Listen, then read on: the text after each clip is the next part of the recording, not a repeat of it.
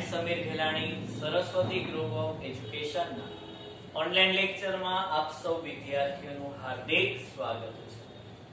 विद्यार्थी मित्र, આપણે ધોરણ 12 કોમર્સ વાણિજ્ય વ્યવસ્થાના ચેપ્ટર નંબર 4 વ્યવસ્થા તંત્ર વિશેની સમજૂતી મેળવી રહ્યા છીએ, જેમાં આપણે અગાઉના લેક્ચરની અંદર વ્યવસ્થા તંત્રના જે પ્રકારો વિશેની સમજૂતી મેળવી રહ્યા હતા કે જેમાં કાર્યાનુસાર વ્યવસ્થા તંત્રની અર્થ, એમની રચના અને એમની આકૃતિ વિશેની આપણે સમજ મેળવી છે।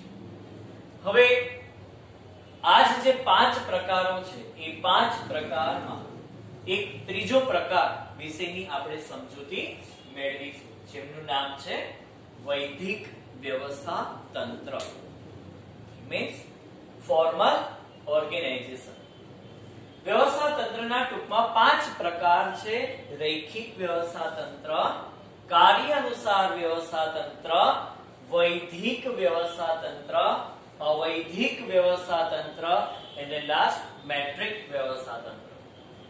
જે આપણે અગાઉના લેક્ચરની અંદર રૈખિક અને કાર્ય અનુસાર આ બે વચ્ચે નો અર્થ, એમની આકૃતિ, એમની રચના વિશેની આપણે સમજૂતી મેળવી લીધી। હવે રિકેપ થોડુંક આપણે એનું રિકેપ કરી લઈએ।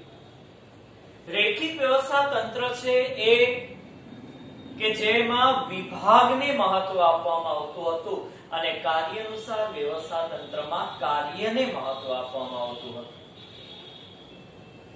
રૈખિક વ્યવસ્થા તંત્ર છે કે જે નાના કદના ધંધાકીય એકમની અંદર અપનાવી શકાય, જ્યારે કાર્ય અનુસાર વ્યવસ્થા તંત્ર એ મોટા કદના ધંધાકીય એકમમાં અપનાવી શકાય છે। રૈખિક વ્યવસ્થા તંત્રની અંદર વિભાગને મહત્વ હોવાથી અધિકારીઓની સંખ્યા મર્યાદિત છે, જ્યારે કાર્ય અનુસાર વ્યવસ્થા તંત્રની અંદર કાર્યને મહત્વ હોવાથી અધિકારીઓની સંખ્યા અમર્યાદિત છે અથવા ઘણી બધી છે અથવા રૈખિક વ્યવસ્થા તંત્ર કરતા વધુ છે। રૈખિક વ્યવસ્થા તંત્રની અંદર એક જ અધિકારી વિભાગના તમામ કાર્યભાર સંભાળતો હોવાથી કાર્યબોજ વધુ હોય છે, જ્યારે કાર્ય અનુસાર વ્યવસ્થા તંત્રની અંદરમાં જે તે અધિકારીને જે તે સોંપેલ કાર્ય પૂરતું જ એમની રિસ્પોન્સિબિલિટી છે, એટલા માટે કાર્યબોજ ઘટી જાય છે। તો આપણે આ 4 થી 5 પોઈન્ટ બંને વચ્ચેનો તફાવત વિશે આપણે સમજીએ। હવે વૈધિક વ્યવસ્થા તંત્ર વિશે આપણે સમજૂતી મેળવવાની છે। પહેલા તો ખાલી વૈધિક શબ્દ શું છે? આ જે વૈધિક શબ્દ છે એટલે શું? તો કે વૈધિક શબ્દ એટલે નીતિ નિયમ। કેની વાત કરે છે? નીતિ નિયમ, જે અગાઉથી જ બધી જ બાબતો નિશ્ચિત હોય અને તેના આધારે, એ નીતિ નિયમના આધારે તૈયાર કરવામાં આવતું હોય, એને વૈધિક કહેવાય, એને ફોર્મલ કહેવાય। તમે એસપીસીસી ની અંદરમાં પણ વાણિજ્ય પત્ર વ્યવહાર ભણી રહ્યા છો, જેની અંદર formal letter and informal letter હોય। ફોર્મલ લેટર ની અંદરમાં ઓફિશિયલ લેટર હોય કે જેમાં નિયમ પ્રમાણે બધી વિગતો લખવાની હોય, જ્યારે ઇન્ફોર્મલ કોમ્યુનિકેશન ની અંદર માણસ પોતાના સંબંધોને ધ્યાનમાં રાખી, માનવીય સંબંધોને ધ્યાનમાં રાખી અને વિગતો લખતા હોય છે। તેમાં કોઈ નીતિ નિયમો નથી હોતા, તેને અવૈધિક કહેવાય છે।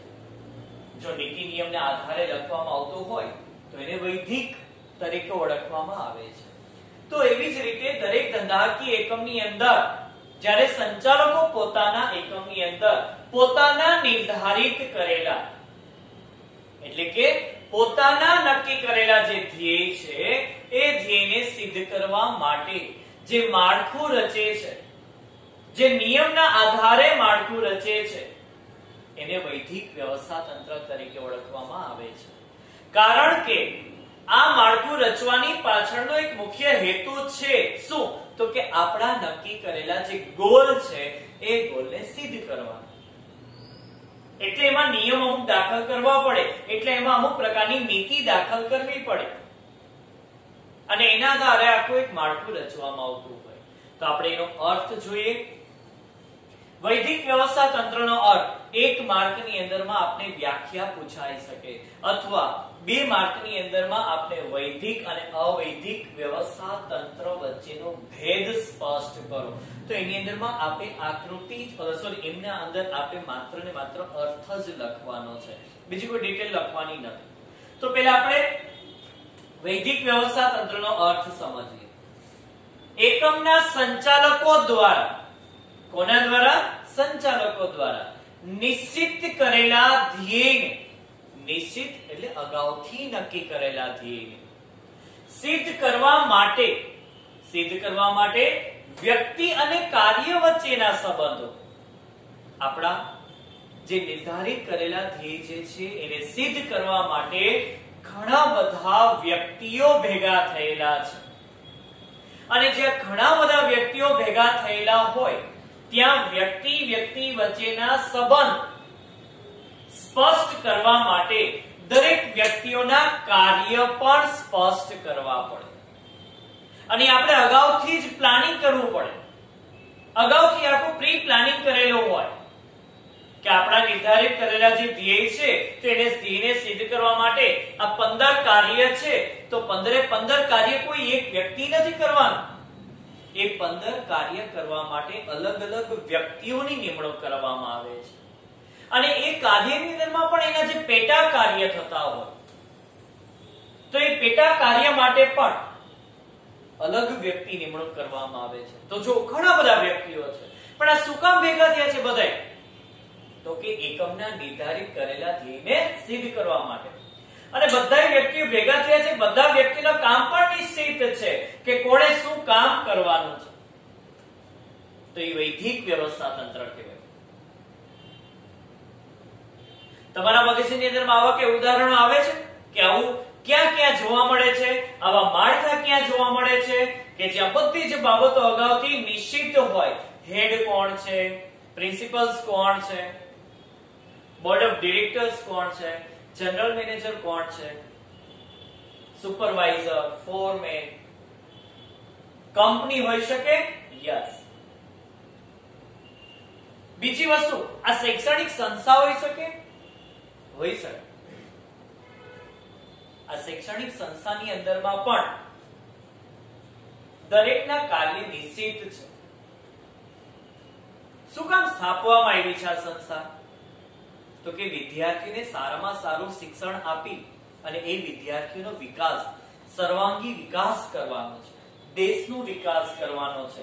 કારણ કે આ વિદ્યાર્થી એ આવતા ભવિષ્યનો એક નાગરિક છે. તો જો આ શૈક્ષણિક સંસ્થા પણ એક વૈદિક માળખું છે. તમે આંખ બંધ કરીને વિચારો, બધાની આંખ બંધ હોવી જોઈએ. વિચારો કે તમે ગેટની અંદરમાં પ્રવેશ કરો છો તો તમને પેલા દેખાય છે વોચમેન. ધીમે ધીમે અંદર એન્ટર થાઓ છો, રિસેપ્શનિસ્ટ એરિયા આવે છે જ્યાં પણ કોઈ એક વ્યક્તિ બેઠું છે. ધીમે ધીમે ત્યાંથી આગળ જાઓ છો, પ્રિન્સિપલ્સ ઓફિસ આવે છે જેની અંદરમાં પ્રિન્સિપલ બેઠા છે, જેની અંદરમાં એચઓડી બેઠા છે. તમારા ક્લાસરૂમની અંદરમાં જાઓ, એ પહેલા સ્ટાફ રૂમ આવે છે. સ્ટાફ રૂમની અંદરમાં તમારે નથી બેસવાનું. શું કામ? કારણ કે તમારું કાર્ય ત્યાં નથી. એટલે ત્યાં સ્ટાફ રૂમની અંદરમાં ટીચર્સ બેઠા છે. દરેક ટીચર્સ અલગ અલગ સબ્જેક્ટના છે. જો દરેકને કામ સોંપેલ, ટીચર્સ પ્રિન્સિપલ ઓફિસમાં કેમ નથી બેઠા? એની ચેર ઉપર નથી બેસી શકતા.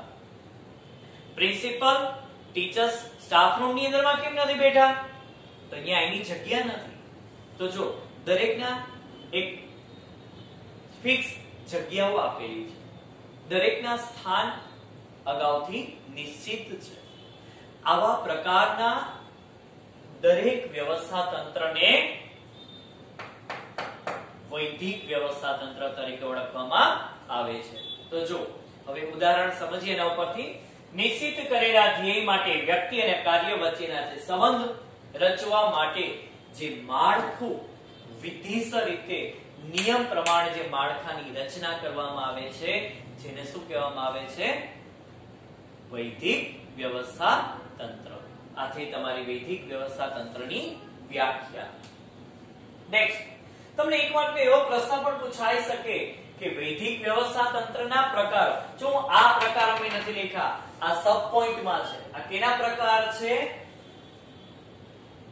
વૈદિક વ્યવસ્થા તંત્રના પ્રકાર છે કે જે નિયમથી રચાયેલા છે. રૈખિક, જે આપણે ભણી ગયા છીએ, કાર્ય અનુસાર, જે પણ આપણે ભણી ગયા છે અગાઉના લેક્ચરની અંદર, અને શ્રેણિક વ્યવસ્થા આના પછીના લેક્ચરની અંદરમાં આપણે ભણીશું. તો આ બધા વ્યવસ્થા તંત્ર છે એ વિધિસર રીતે રચાયેલા છે. કેવી રીતે રચાયેલા છે? વિધિસર રીતે રચાયેલા છે. અને વિધિસર રીતે રચાયેલા માળખાને કયા માળખા કહેવાય છે? વૈદિક વ્યવસ્થા તંત્ર. હવે નેક્સ્ટ પોઈન્ટ છે એમની લાક્ષણિકતા. વૈદિક વ્યવસ્થા તંત્રની લાક્ષણિકતા આપ જોઈ શકો છો બોર્ડ પર 6 મુદ્દાઓ આપેલા છે. પહેલો પોઈન્ટ છે વૈદિક માળખું, બીજો પોઈન્ટ છે અપરિવર્તનશીલ, ત્રીજો પોઈન્ટ છે ઉપરથી નીચે તરફ સત્તા, ચોથો પોઈન્ટ છે મોટા કદના ધંધાકીય એકમમાં, પાંચમો પોઈન્ટ છે ચોક્કસ સંબંધો, અને છઠ્ઠો પોઈન્ટ છે માહિતી સંચાર. જો તમે એનો અર્થ સમજી ગયા છો ને તો તમને આ સમજવા માટે એકદમ ઈઝી પડશે. પહેલો જ પોઈન્ટ તમને કીધો છે વૈદિક માળખું. કેવું માળખું? વૈદિક. કોઈ પણ ધંધાકીય એકમની અંદર જે વિધિસર રીતે નિર્ધારિત કરેલા ધ્યેયને સિદ્ધ કરવા માટે જે માળખું રચાયેલું હોય એવા દરેક માળખાને વૈદિક માળખું કહેવાય. તમને એક સ્કૂલનું ઉદાહરણ તમને આપ્યું. એક કંપની, ઉદ્યોગ, આ બધા જે છે જેની અંદર નિર્ધારિત કરેલા ધ્યેયને સિદ્ધ કરવા માટે એક માળખું રચ્યું હશે, જે અગાઉથી જ નક્કી કરવામાં આવેલું માળખું હોય, એને કહેવાય વૈદિક માળખું. તેનું લક્ષણ કહેવાય. વૈદિક વ્યવસ્થા તંત્રની અંદરમાં નિર્ધારિત ધ્યેયને સિદ્ધ કરવાના અર્થે સંચાલકો સભાનતાપૂર્વક કોણ તૈયાર કરે છે મિત્રો? આ સંચાલકો. વૈદિક માળખું કોણ નક્કી કરે? સંચાલક. સંચાલક ડિસાઈડ કરે કોણે કામ કરવાનું છે, કોના અંડરમાં રહીને કામ કરવાનું છે, કોને આપણને જવાબ આપવાનો છે. આ બધી જ બાબતો કોણ નક્કી કરે? સંચાલકો. તો સંચાલકો દ્વારા નિર્ધારિત કરેલા ધ્યેયને સિદ્ધ કરવા માટે જે માળખું રચ્યું હોય એને કહેવાય વૈદિક માળખું. એની પહેલી લાક્ષણિકતા. બીજી લાક્ષણિકતા અપરિવર્તનશીલ. અપરિવર્તનશીલ એટલે કે જેમાં તમે કોઈ ફેરફાર કરી શકતા નથી. શું કામ? આ નીતિ નિયમથી રચાયેલું માળખું છે, આ કાયદાઓથી ઘડાયેલું એક માળખું છે. તો એકવાર આ માળખાની રચના થઈ ગયા બાદ એમાં તમે તમારી રીતે કોઈ જરૂરી સુધારા વધારા એમ કરી શકતા નથી. સુધારા વધારા કરવા માટે એની પ્રોસેસ હોય, એ સંચાલક મંડળની મીટિંગ બોલાવવામાં આવતી હોય, એની અંદરમાં અમુક પોઈન્ટ્સ રજૂઆત કરવામાં આવતું હોય, અને પોઈન્ટ્સ માન્ય હોય તો એ ફેરફાર કરી શકે. બધાની મંજૂરી હોય તો કરી શકે, અથવા બહુમતી હોવી જોઈએ તો થઈ શકે. જો આ પ્રકારના વ્યવસ્થા તંત્રની અંદરમાં દરેક કર્મચારીનું સ્થાન નિશ્ચિત છે. હવે એકવાર તમે સંચાલક મંડળની નિમણૂક કરી તો મહિને મહિને શું સંચાલકો ફરતા રહે? ટીચર્સો મહિને મહિને ફરતા રહે છે? રિસેપ્શનિસ્ટ દિવસોમાં ફરતા રહે છે? ના, એની નિમણૂક એકવાર કરવાની છે. એકવાર નિમણૂક કરી અને એને એક જગ્યા છે એની પોતાની ફિક્સ છે ત્યાં બેસાડી દેવાના છે. હા, હું એમ નથી કહેતો કે એમાં કોઈ ફેરફાર નહીં થાય, થશે પણ અમુક સમય પછી. તો સમય સંજોગો અને પરિસ્થિતિ પ્રમાણે ફેરફાર કરવાના થાય તો થોડા ઘણા ફેરફાર કરી શકાય છે, પણ એટલા બધા ફેરફાર નહીં કે આજે બનાવ્યું કાલે ફેરફાર, એના પછીના દિવસે ફેરફાર, ત્રીજે દિવસે ફેરફાર. એમ આ વ્યવસ્થા તંત્ર અપરિવર્તનશીલ છે, તમે એને ફેરફાર કરી શકતા નથી. જો માનવીય સંબંધોને ધ્યાનમાં રાખીને આપણું જૂથ રચાયેલું હોય ને તો એ સમય અનુસાર પરિવર્તન થાય. આપણા ક્લાસરૂમની અંદર અવૈધિક માળખું હોય, વિદ્યાર્થીઓનું જૂથ. એ અવૈધિક માળખું છે, જે નિયમથી મેં નથી રચ્યા. તમે જ્યારે ક્લાસરૂમની અંદરમાં આવો છો ત્યારે તમે એકબીજાને ઓળખતા થાઓ છો, ત્યારે તમારી વિચારસરણી જો સમાન હશે તો સમાન વિચારસરણીના જૂથ હશે. ઘણા લોકો જ્ઞાતિને મહત્વ આપતા હોય તો જ્ઞાતિ પ્રમાણે જૂથ હોય. ઘણા લોકો જાતિને મહત્વ આપતા હોય, જાતિ પ્રમાણે હોય. કેમ આપણે ઘણીવાર જોતા હોય ક્લાસરૂમમાં હોશિયાર વિદ્યાર્થીનું જ ગ્રુપ હોય, કારણ કે એની સાથેની વિચારસરણી મેચ આવતી હોય એટલે એનું ગ્રુપ બને છે. પણ એ મેં નથી બનાવ્યું, મેં કોઈ નિયમથી નથી બનાવ્યું, એ આપમેળે રચાણું છે, એને અવૈધિક કહેવાય. અને અહીંયા જે કર્મચારીઓના જૂથ રચાય છે એ કર્મચારીના જૂથ કામના આધારે રચાય છે. અને ઘણી વખત કામના આધારે રચાયેલા જૂથ હોય ને વૈધિક જૂથ કહેવાય. હા, પછી ભલે કર્મચારીઓ વચ્ચે માનવીય સંબંધો બંધાય, પણ પહેલા તો કયું જૂથ કહેવાય? વૈધિક. આજે આ સંસ્થાની અંદરમાં મારી સાથેના કલીગ જે કઈ હોય, એકાઉન્ટના ટીચર હોય, એસપી ના ટીચર હોય, ગુજરાતીના ટીચર હોય, તો વર્ષોથી અમે કામ કરતા હોય. જ્યારે મારી નિમણૂક થઈ, એ ટીચર્સની નિમણૂક થઈ, એ વૈધિક માળખું થયું. અને અમે બધા ટીચર્સ ભેગા થયા, ભેગા થઈને એકબીજાની વિચારસરણી સરખી થઈ, અમે બધા ભેગા મળી કામ કરવા માંડ્યા, એકબીજાના માનવીય સંબંધો રચાણા, ઘરના સંબંધો રચાણા. ઈ થયું અવૈધિક. તો અવૈધિક વ્યવસ્થા તંત્ર રચતા પહેલા કયું રચવું પડે? વૈધિક બનાવવું પડે. અને વૈધિક વ્યવસ્થા તંત્રમાં પછી કઈ ફેરફાર નહીં થાય, અવૈધિકમાં ફેરફાર થાય. ક્યારેક સંબંધો બગડે, બીજા ગ્રુપમાં વહે છે. પણ આપણે જે કામ ન ફાવતું હોય, આપણે જે કામ આપ્યું હોય અને એ કામ આપણે ન ફાવતું હોય આપણે બીજું કરવા માંડી, એમ ન ચાલે. એ નિયમથી તમારે કરવું પડે. એટલે આ વ્યવસ્થા તંત્ર કેવું છે? અપરિવર્તનશીલ છે. નેક્સ્ટ, ઉપરથી નીચે તરફ સત્તા જોવા મળે. સ્વાભાવિક જ છે કે પેલા સૌ પ્રથમ ઉપર કોણ હશે? સંચાલક મંડળ, બોર્ડ ઓફ ડિરેક્ટર. નીચે કોણ હોય? General manager. એની નીચે કોણ હશે? બધા એચઓડી હોય, હેડ ઓફ ડિપાર્ટમેન્ટ. તો જો આ એક માળખું થયું ને, હવે સત્તા, સર્વોચ્ચ સત્તા કેના હાથમાં? સંચાલક મંડળના હાથમાં. ઈ સત્તા કોને આપે? જનરલ મેનેજરને. જનરલ મેનેજર ક્યાં પહોંચાડે? દરેક વિભાગમાં. તો સત્તા અને જવાબદારીની સોંપણી ક્યાંથી ક્યાં થઈ? તો કે સત્તાની સોંપણી હંમેશા ઉપરથી નીચે તરફ થાય. તો વૈધિક વ્યવસ્થા તંત્રની અંદરમાં સત્તાની સોંપણી હંમેશા ક્યાંથી ક્યાં જોવા મળે? ઉપરથી નીચે તરફ જોવા મળે છે. બરાબર? સત્તા કોઈ દી નીચેથી ઉપર ના હોય. મિત્ર, જોયું કોઈ દી કે સત્તા નીચેથી ઉપર હોય? તમારા નિમ્ન લેવલનો વ્યક્તિ તમને સત્તા આપે, તમને ઓર્ડર આપે ના, આપણે એનો ઓર્ડર આપી શકીએ. આપણા ઓર્ડરનું એને પાલન કરવાનું છે. અને એ ઓર્ડરનું પાલન કર્યા પછી આપણે જવાબ આપવાનો છે. એ કામ કામદારનો છે.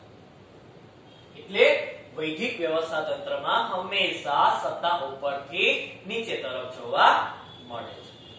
નેક્સ્ટ, મોટા કદના ધંધાકીય એકમની અંદરમાં આ પ્રકારના જે વ્યવસ્થા તંત્ર છે એ મોટા ભાગે મોટા કદના ધંધાકીય એકમમાં જ હોય.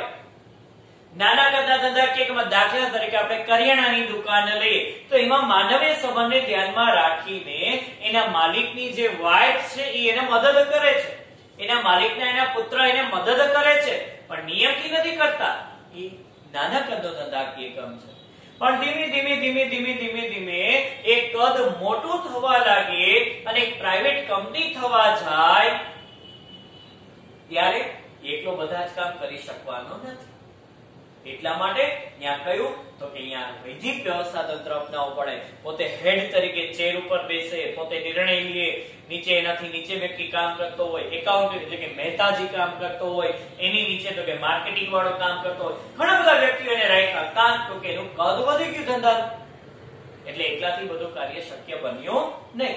એટલે આ પ્રકારનું વ્યવસ્થા તંત્રમાં જોવા મળ્યું. એમાં પછી માનવીય સંબંધથી કામ થાય નહીં, એમાં અમુક પ્રકારના નીતિ નિયમથી જ કામ કરાવવું પડે. એટલે કહી શકાય કે કે વૈધિક વ્યવસ્થા તંત્ર હંમેશા મોટા કદના ધંધાકીય એકમમાં જોવા મળે છે. પાંચમું, ચોક્કસ પ્રકારના સંબંધો સ્પષ્ટ થશે. વૈધિક વ્યવસ્થા તંત્રની અંદરમાં સંચાલકોએ નિમ્ન સપાટી સુધી સત્તા સોંપી એટલે દરેક કર્મચારીઓ વચ્ચે એક સંબંધ સ્પષ્ટ થાય છે. ઇન શોર્ટ, કોણ કોને જવાબદાર છે. પહેલા જ્યારે વ્યક્તિ અંદર આવ્યો ત્યારે વ્યક્તિ જ હતો, પણ એ વ્યક્તિને અમુક પ્રકારની સત્તા તમે આપી નિયમ પ્રમાણે, એટલે વ્યક્તિ કાં તો હેડ બને છે, કાં તો વ્યક્તિ સુપરવાઇઝર બને છે, કાં તો વ્યક્તિ ફોરમેન બને છે, કાં તો વ્યક્તિ હેડ ઓફ ડિપાર્ટમેન્ટ બને છે, કાં તો વ્યક્તિ ટ્રસ્ટી બને છે. તો એક ચોક્કસ પ્રકારનો સંબંધ સ્પષ્ટ થાય છે. ટ્રસ્ટી બન્યો એટલે સ્વાભાવિક છે નીચે ઘણા બધા વ્યક્તિ આવ્યા. હેડ ઓફ ડિપાર્ટમેન્ટ બન્યા તેના ટ્રસ્ટી કરતા ઓછા થાય, પણ હેડ ઓફ ડિપાર્ટમેન્ટમાં નીચે વ્યક્તિઓ તો આવે જ છે. તો દરેકને પોતાની સત્તા આપી દીધી છે એટલે દરેક વ્યક્તિઓની અંદરમાં અંદરો અંદર સંબંધો રચાય છે. એટલે કર્મચારીઓ વચ્ચે ચોક્કસ સંબંધ અને સ્પષ્ટ રચાઈ જાય એટલે સ્વાભાવિક છે કે કર્મચારીઓ વચ્ચે કોઈ જ પ્રકારના મતભેદ, ઝઘડા, ઈર્ષા, અદેખાઈ જોવા નહીં મળે. તો કે દરેકને પોતાની સત્તા પ્રત્યે સભાનતા આવે છે કે મારે શું કરવાનું છે, મારે કોના અંડરમાં રહીને કામ કરવાનું છે, મારે કોને જવાબ આપવાનો છે. એ પ્રકારના એક ચોક્કસ સંબંધ સ્પષ્ટ થાય છે જે નીતિ નિયમથી માળખું રચાયેલું હોય ત્યાં. અને લાસ્ટ, માહિતી સંચાર નો માર્ગ અગાઉથી નિશ્ચિત જ હોય. વૈધિક વ્યવસ્થા તંત્ર જે નિયમથી રચાયેલું તંત્ર હોય ત્યાં માહિતી કોણ આપશે, માહિતી કોને આપશે, બધી બાબતો નિશ્ચિત. અવૈધિક વ્યવસ્થા તંત્ર જે માનવીય સંબંધથી રચાયેલું હોય, જ્યાં કોઈ નિયમ નથી અને એની મેળાએ જૂથ રચાયેલા છે, તો અહીંયા કોણ કોને માહિતી આપશે? કઈ નિશ્ચિત જ નથી. ગમે વ્યક્તિ ગમે માહિતી આપશે. શું કામ? અવૈધિક છે, માનવીય સંબંધ ઉપર આધારિત છે એટલા માટે. કારણ કે ત્યાં કોઈ નિયમો રચાયેલા નથી. જ્યારે મોટા કદના ધંધાકીય એકમની અંદર તમે આંખ બંધ કરીને વિચારો, કંપની વિચારો, શૈક્ષણિક સંસ્થા વિચારો, સરકારના ડિપાર્ટમેન્ટ વિચારો, જો બધી જગ્યાએ ફિક્સ છે કે કોણ કોને માહિતી આપશે. હા, તો આને કયું વ્યવસ્થા તંત્ર કહેવાય? વૈધિક વ્યવસ્થા તંત્ર. તો માહિતી સંચારનો માર્ગ પણ અગાઉથી નિશ્ચિત હોય છે. તો આ થઈ આપણી વૈધિક વ્યવસ્થા તંત્ર અને વૈધિક વ્યવસ્થા તંત્રની લાક્ષણિકતા. એક વખત આપણે ખાલી વૈધિક વ્યવસ્થા તંત્રની લાક્ષણિકતા ના પોઈન્ટ્સ જોઈ લઈએ. વૈધિક વ્યવસ્થા તંત્રની લાક્ષણિકતાઓ 6 આપેલી છે, જેમાં વૈધિક માળખું અપરિવર્તનશીલ, ઉપરથી નીચે તરફ સત્તા, મોટા કદના ધંધાકીય એકમની અંદર ચોક્કસ સંબંધો અને માહિતી સંચાર. વિદ્યાર્થી મિત્રો, આ પ્રશ્ન આપને પરીક્ષાની અંદર 3 માર્કની અંદરમાં પૂછાઈ શકે છે, જેમાં તમારે અર્થ એટલે કે એક વ્યાખ્યા અને બાકીના 6 પોઈન્ટ આપણે લખવાના રહેશે, જેથી આપણે પૂરા માર્ક્સ કવર અપ થઈ શકે.